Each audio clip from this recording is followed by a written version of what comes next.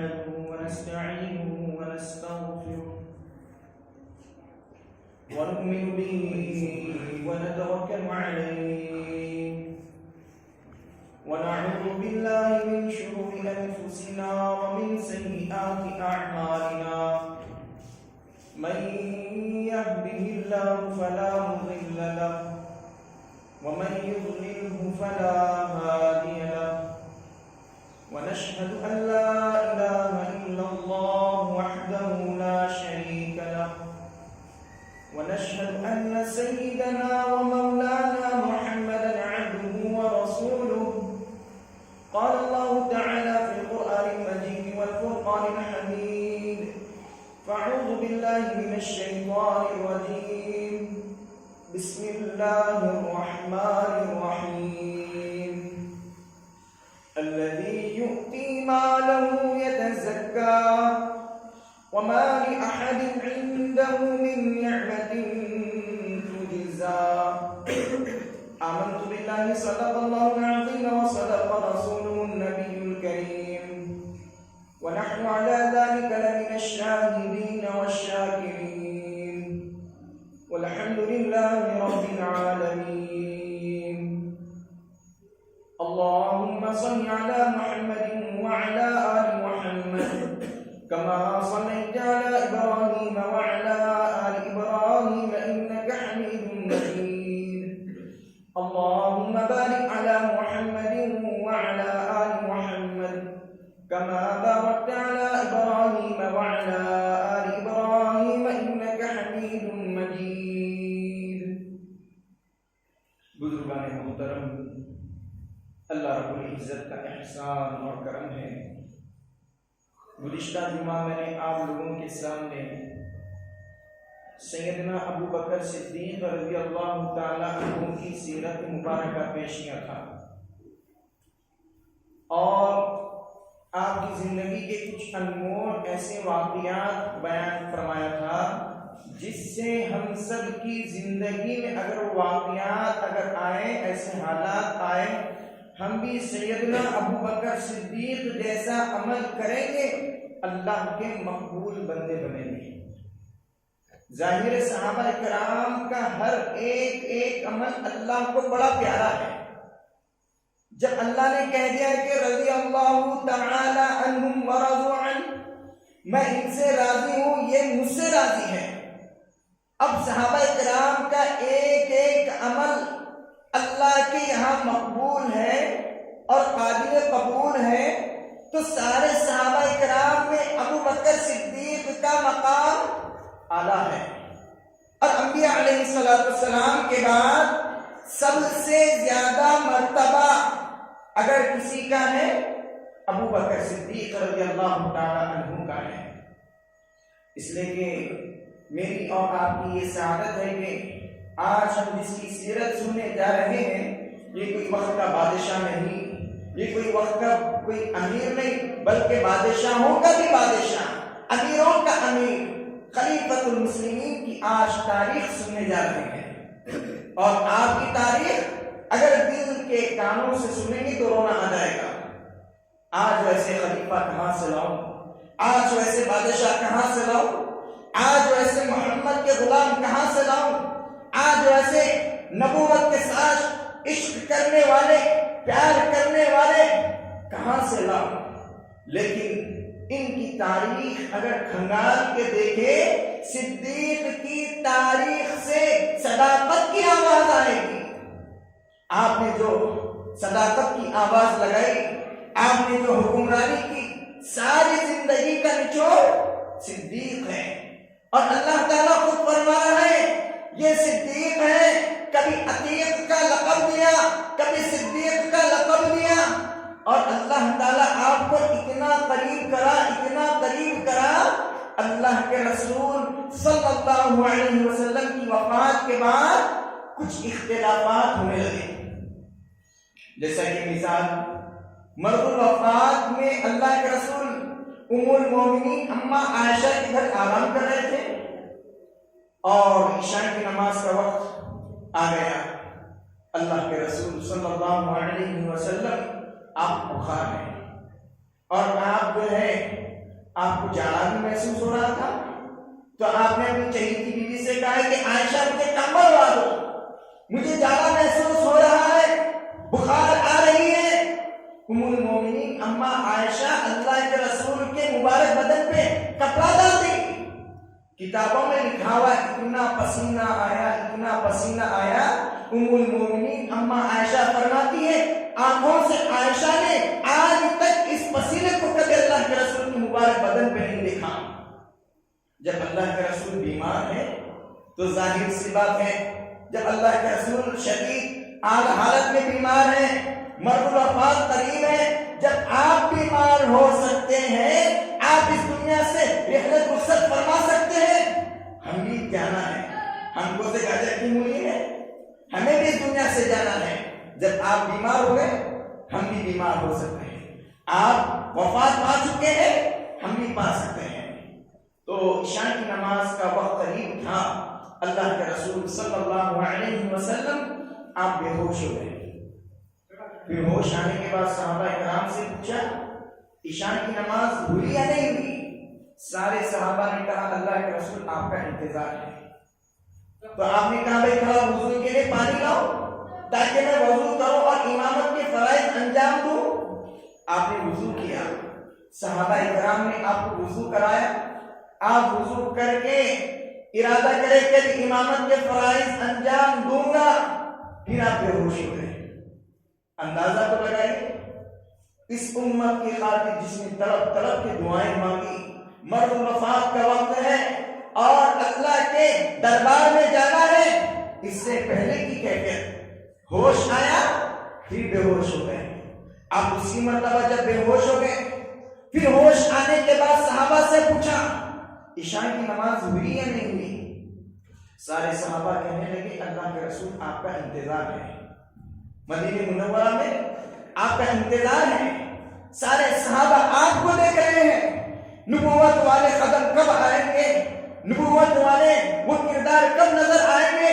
اللہ کے رسول چاروں صنف صحابہ کی آپ کو دیکھنے کے لیے ترس رہی ہے، اللہ کے رسول کب آئے اور ہم اللہ کے رسول کی اقتداء میں کب نماز پڑھیں۔ اور اللہ کے رسول جب یہ باتیں آپ سن رہے تھے آپ نے فرمایا میرے پیارے صحابہ وضو کا پیالہ لاؤ، مجھے وضو کراؤ۔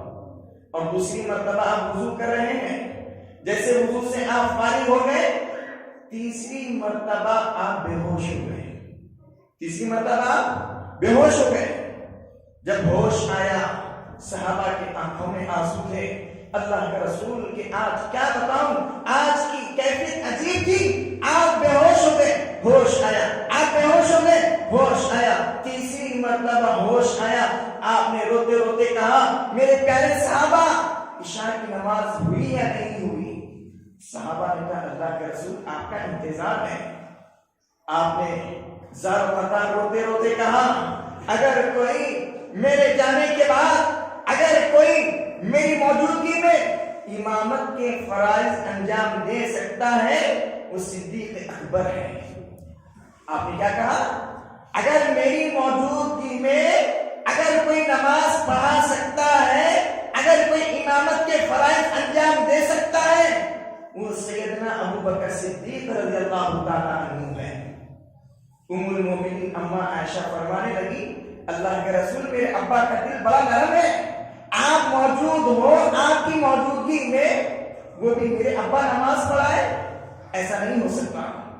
آپ نے روتے روتے فرمایا عائشہ تو چاہتی ہے کہ میرے ابا مصلی پہ ٹھہر نہیں سکتے، اللہ چاہتا ہے میرے محمد کے بعد صدیق مصلی کا وارث بنے، میرے بعد صدیق مصلی کا وارث بنے۔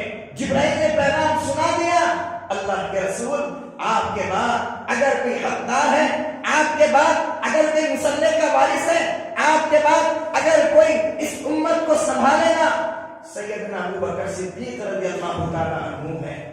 تو اللہ کے رسول نے مقام دیا، جیسی آپ کی وفات ہوئی تو مہاجرین اور انصار میں یہ بات چھڑ گئی کہ اب امیر کس کو بنائے؟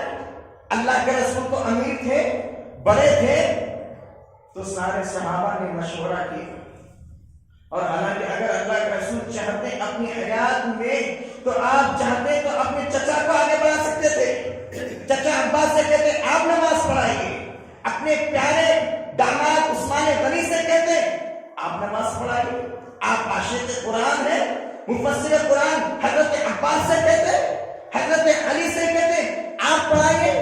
لیکن ساری نگاہوں کو تکتے تکتے تکتے اللہ کے رسول صلی اللہ علیہ وسلم نے فیصلہ لیا. میں ہر ایک سارے صحابہ کو دیکھا لیکن میں نے صدیق کے اندر وہ اوصاف پائے, صدیق کے اندر وہ کمالات پائے. جو میرے اندر کمالات ہیں وہی کمالات صدیق میں ہیں, جو میرے اندر کمالات ہیں وہی صدیق میں ہیں. یقین ہے مجھے عباس, حضرت عباس رضی اللہ تعالی عنہ مفسر قرآن ہے. میں جانتا ہوں حضرت عثمان غنی عاشق قرآن, قاری قرآن ہے. حضرت علی آپ کے پیارے جو ہے داماد ہے. لیکن اللہ کے رسول آپ نے سارے صحابہ کی طرف نظر ڈال کے دیکھتے رہے دیکھتے رہے دیکھتے رہے. آپ نے فرمایا جو نبوت کی آنکھیں دیکھ رہی ہیں وہ تمہاری آنکھیں نہیں دیکھ سکتی. صدیق میرے ساتھ اٹھنے والا, بیٹھنے والا, چلنے والا, کھانے والا, ہر وقت تکلیف میں ساتھ دینے والا, راحت میں ساتھ دینے والا, جنگ میں ساتھ دینے والا, احد کی لڑائی ہو, بدر کی لڑائی ہو, خیبر کی لڑائی ہو, مشورے بھی دینے والا, مشورے قبول کرنے والا. ہاں میرے اندر جو تقویٰ ہے, میرے اندر جو پاکیزگی ہے, میرے اندر جو ایک اخلاق کے مجسمے اللہ کے رسول کے پاس تھے وہی صدیق اکبر کے پاس ہیں. شاہ عبدالعزیز محدث دہلوی رحمۃ اللہ علیہ نے سیدنا ابو بکر صدیق کے اوصاف کو اس انداز میں بیان کیا کہ ایک انسان 2 موم بتی لے لو, اب 2 موم بتی لینے کے بعد ایک کو جلا دو اور ایک کو چھوڑ دو. اب اس کے اندر فرق کیا ہے؟ ایک کو جلانے کے بعد روشنی آئے گی, جس کو نہیں جلایا وہ ایسی رہے گی, اس کی روشنی پھیلے گی نہیں. تو وہی شاہ صاحب مثال دیتے ہیں صدیق اور نبوت میں اتنا ہی فرق ہے. اللہ نے نبوت کے سینے کو نور سے بنا دیا اور صدیق کو ایسے ہی رکھ دیا. اندر تقویٰ بھی ہے, پاکیزگی بھی ہے, اخلاق بھی ہے. سارے اللہ کے رسول کے اخلاق آپ کے اندر پائے جاتے تھے. اب انصار اور مہاجرین کہتے ہیں جو مکہ کی تکلیفیں جو برداشت کرتے کرتے کرتے جو مدینہ آ گئے انہیں مہاجرین کہتے ہیں. اور جو مدینہ ہی میں رہتے رہتے نبوت کے علوم کو سیکھا, نبوت کے قدم میں بیٹھ کے اخلاق و کردار کو سیکھا, اسے انصار کہتے ہیں. اب اللہ کے رسول کی وفات کے بعد یہ اختلاف ہو گیا, بھائی اب امیر کس کو بنائے, خلیفۃ المسلمین کس کو بنائے, ہمارا بڑا کس کو بنائے. سارے صحابہ کہنے لگے اللہ کے رسول کے جتنا قریب جو تھا اس کو بنایا جائے. اب سب نے دیکھا بھی قریب کون تھا, آپ کے زیادہ قریب کون ہے, آپ کا ہمراز کون ہے, آپ کے ساتھ اٹھنے والا کون ہے, آپ کے ساتھ بیٹھنے والا کون ہے. سارے صحابہ کی نظر ابو بکر صدیق پہ آ کے ٹھہری. ابو بکر صدیق ہم نے دیکھا ہے سارے صحابہ ایک طرف, ابو بکر ایک طرف, سارے صحابہ بھی مل کے ابو بکر کا مقابلہ نہیں کر سکتے. لہذا آپ امیر المومنین بن جائیے, آپ خلیفۃ المسلمین بن جائیے, آپ ہمارے سر کے تاج بن جائیے, آپ ہمارے بڑے بن جائیے. سارے مشورہ کرنے کے بعد آپ کو امیر بنا دیا, خلیفۃ المسلمین بنا دیا, امیر المومنین بنا دیا. آج مسجدوں میں ہم آگے دیکھیں ابو بکر صدیق رضی اللہ تعالیٰ عنہ, عثمان, حضرت عمر بن خطاب, عثمان غنی, حضرت علی اور نہ جانے کئی سال سے خطبے سنتے آئے, لیکن کبھی ان کی زندگی کو پڑھا, کبھی ان کی تاریخ کو اٹھا کے دیکھا, کبھی ان کے اوصاف کو دیکھا. اگر ہم نے صحابہ کی تاریخ سے واقفیت ہوتی ہماری زندگی میں نمونہ نظر آتا. ہم نے دیکھا ہی نہیں. ہم نے دیکھا ہے ناچنے والوں کو, زندگی بنایا ناچنے والوں کی.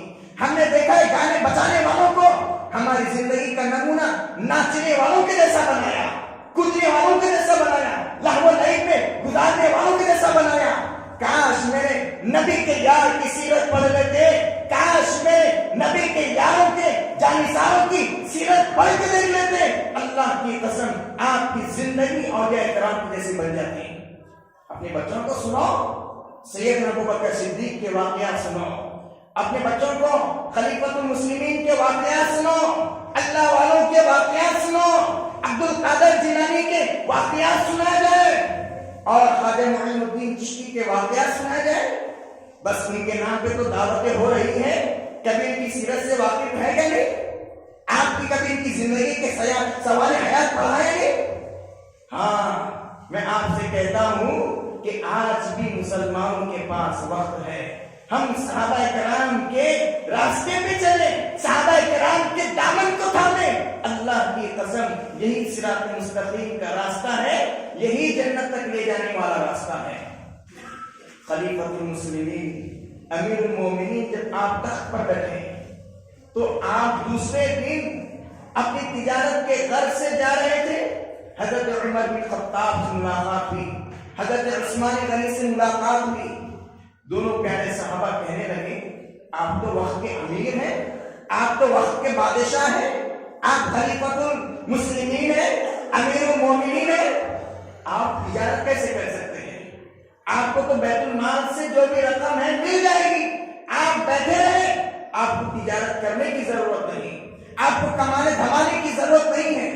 اسی وقت امیر المومنین ابو بکر صدیق نے کہا میرا جی چاہتا ہے کہ حلال کمائی کما کے اللہ کے در پہ جانا ہے، ایسا نہیں کہ بیت المال ہے اور میں امیر ہوں، جتنا چاہے ہڑپ کر لوں، جتنا چاہے اپنے گھروں کو بنگلے جیسے شاہی جیسے بنا دوں۔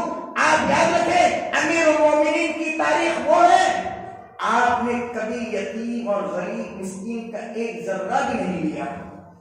کبھی آج گھر کے بڑے امیر ہوتے ہیں، بچہ کبھی کوئی اچھی چیز لائے، کبھی آپ پوچھیں بیٹے آج ایسی چیز آپ کے پاس کہاں سے آئی؟ آپ کی مزدوری 50 روپے، لیکن آپ کے پاس آج 500 روپے کی چیز آئی، کبھی آپ نے پوچھا؟ خلیفۃ المسلمین امیر المومنین آپ گھر میں گئے، گھر پہ جانے کے بعد دیکھا کہ کچھ میٹھی خوشبو آئی، آپ نے اپنی چہیتی بیوی سے کہا آج کیا بات ہے گھر میں میٹھی خوشبو آ رہی ہے؟ بیوی نے کہا کہ آج کیا بتاؤں، بچے بڑے ضد کر رہے تھے امی میٹھا بنا دو، امی میٹھا بنا دو، میں نے کچھ میٹھے چاول بنا دیے، بچوں کی خواہش تھی۔ تو ابو بکر نے کہا اگر یہ بات مجھے معلوم ہوتی پہلے بتانا چاہیے، بچوں کی خواہش ہے کہ میٹھا کھائے، بچوں کی خواہش ہے کہ اپنے منہ کو کچھ لذیذ جیسا بنا دے۔ آپ نے کہا اچھا ٹھیک ہے میٹھا بنایا، تو کیسے بنایا؟ ہماری جو تنخواہ ہے، ہمارا جو نظام ہے، یہ تو اس کے خلاف ہے، ہماری حیثیت ہے کہ میٹھا بنائے، ہماری حیثیت ہے کہ کوئی لذیذ کھانا ہمارے گھر میں بن جائے۔ بیوی کہنے لگی بیت المال سے جو رقم روزانہ آیا کرتی تھی اس میں سے تھوڑا جمع کر لیتی، اس میں سے میں تھوڑا جمع کر لیتی، اور جمع کر کے اکٹھا کرنے کے لیے ایک دن مقرر کر دیا، آج اتنا جمع کرو، کل اتنا جمع کرو، پرسوں اتنا جمع کرو۔ آہستہ آہستہ جمع کرتے کرتے ایک جگہ میں نے ایک مقررہ مدت تک رکھ دیا، اور وہ طے ہو گیا تو میں نے اپنے بچوں کی خواہش کو پورا کرنے کے لیے یہ بچا ہوا جمع ہوا مال میں نے اس کے ذریعے سے میٹھا بنایا۔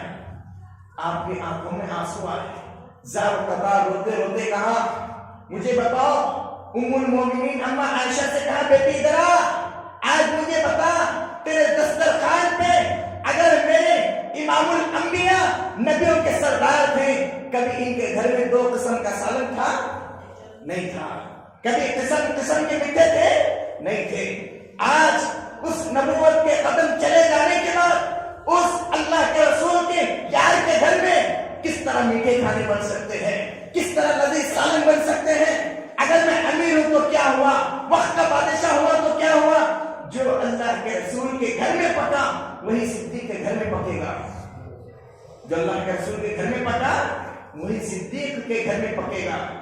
آپ نے اسی وقت فوراً ایک لیٹر منگایا، ایک پرچی منگائی، آپ نے کہا کہ ہمارے گھر میں روز آنا اتنا راشن آتا ہے، اس میں سے میری اہلیہ میری بیگم کچھ نکال کے کم کرتی ہے، لہذا جو کم کر رہی ہے وہ مال آج سے نہ بھیجا جائے، جتنا وہ نکال رہی تھی کھانے کے لیے بچوں کے پیٹ کے لیے اتنا ہی بھیجا کرے۔ بیوی نے کہا امیر المومنین یہ کیا بات ہے؟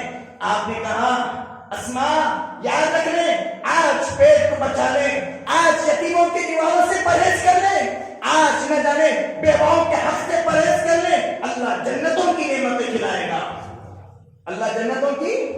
ایسے حاکم کہاں سے لاؤں، ایسے حکمران کہاں سے لاؤں جن کے دسترخوان پہ نبوت کی سنت ہوا کرتی تھی؟ آج ہمارے غریب سے غریب گھر پکڑے نہیں پکڑے بھائی؟ لاک ڈاؤن میں جتنا دبا کے مسلمان ہے شاید میں سمجھ میں کوئی بھی نہیں ہے. ہاں گوشت کی دکان کھلی دبا کے دے کریں. لاک ڈاؤن میں گوشت دینا یاد رہا لیکن کبھی اس نبی کی درود پڑھنا یاد نہیں رہا. ہم نے تو بکرے دباتے رہے, چکن دیتے رہے, ماشاءاللہ اچھے سے کھاتے رہے, لیکن جس نبوت نے تعلیم دی کبھی اپنے بچوں کو لے کے بیٹھا. اب اسکولز بند ہیں, کبھی آپ نے جمعہ کے دن بچوں سے کہا 100 مرتبہ استغفار کرو, 100 مرتبہ درود شریف پڑھو, 100 مرتبہ بیٹے اللہ کا ذکر کیا کرو.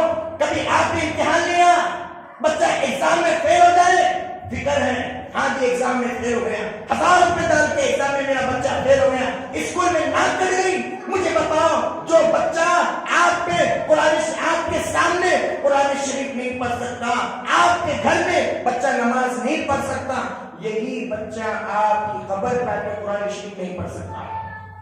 آپ کی موجودگی میں نہیں پڑھ رہے, پھر آپ کے جانے کے بعد کیا پڑھے گا؟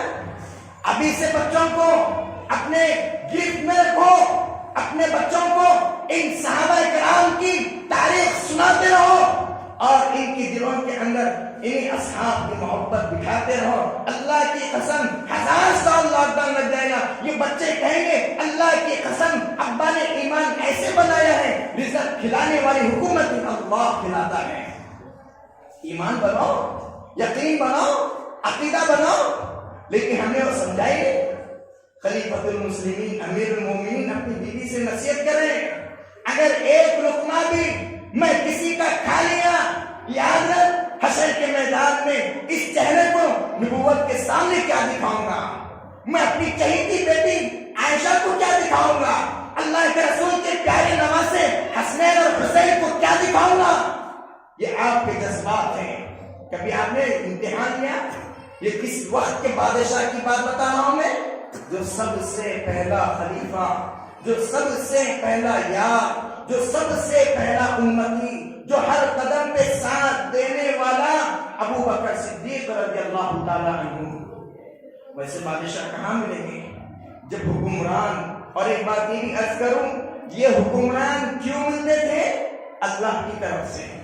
آپ دیکھیے تاریخ کے جتنے بھی اوراق ہیں آپ مطالعہ کر کے دیکھیے, ہندوستان میں جتنی حکومت مسلمان کی شاید آج تک کسی نے نہیں کی, جتنوں نے مسلمانوں نے حکمرانی کی آج تک کسی نے نہیں کی.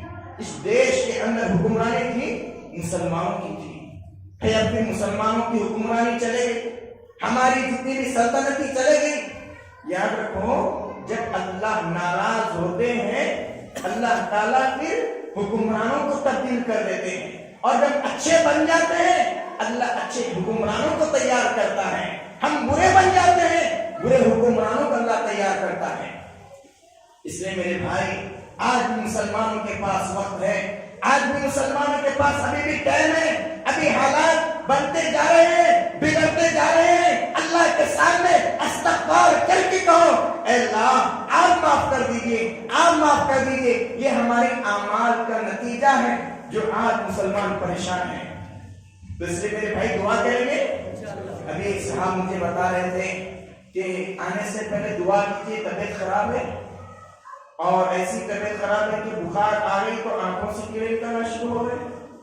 یہ اپنے علاقے کی بات کر رہا ہوں میں.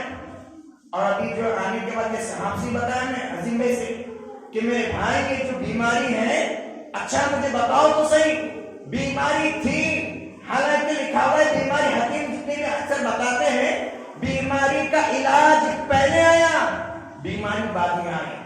بیماری کا علاج پہلے آیا اور بیماری بعد میں آئی. ٹائفائڈ کا علاج پہلے, ڈینگو کا علاج پہلے, شوگر کا علاج پہلے, بی پی کا علاج پہلے. علاج پہلے آیا بیماری بعد میں آئی.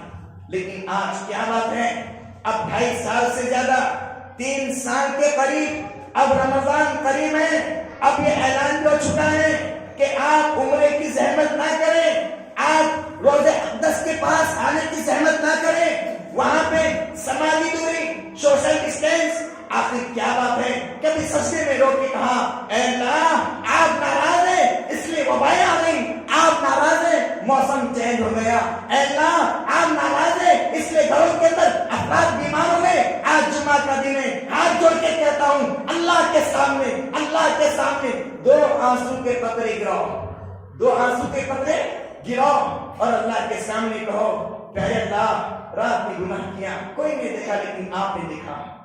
اللہ کے سامنے باتیں کرو، جیسے اپنی داستان دوستوں کو سناتے ہیں، ہاں بھائی بیوی بیمار ہے، بچے بیمار ہیں، پرسوں 5000 روپے ڈال دیا۔